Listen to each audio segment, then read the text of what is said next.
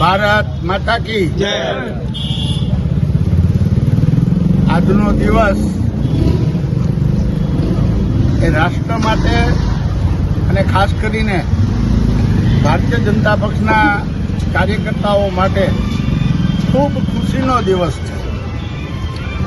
હું યાદ અપાવી દઉં, 1964ની અંદર પ્રથમવાર દિલ્હી નગર નિગમ હતું ત્યારે એ સમયે જનસંઘે દિલ્હીની અંદર પ્રવેશ કર્યો હતો અને એ જ સાલ મુરબ્બી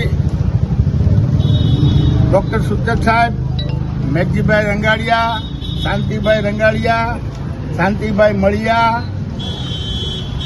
એ બધાએ બગસરા શહેર સુધરાઈની અંદર જનસંઘના નામે પ્રવેશ કર્યો હતો।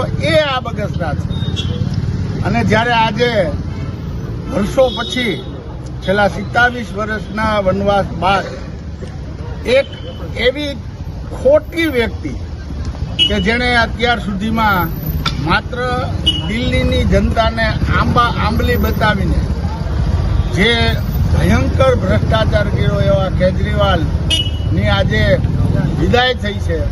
સમગ્ર ભારતીય જનતા પક્ષના કાર્યકર્તાઓ ઠેક ઠેકાણે આજે વિજય ઉત્સવ મનાવી રહ્યા છે ત્યારે બગસરાની અંદર પણ ભારતીય જનતા પક્ષના કાર્યકર્તાઓ આગેવાનોએ પણ આજનો આ ફટાકડા ફોડીને મોં મીઠા કરીને જે પ્રકારે આનંદ અને ઉત્સાહનું વાતાવરણ ઊભું કરી દીધું છે, એમાંય ખાસ કરીને જૂના જનસંઘની સાથે જે લોકોનો નાતો હતો એવા તમામ જનસંઘને યાદ કરીને, જનસંઘી મિત્રોને યાદ કરીને આ અમારું અહીંયા બહુમાન કર્યું, અમારું મોં મીઠું કરાવ્યું।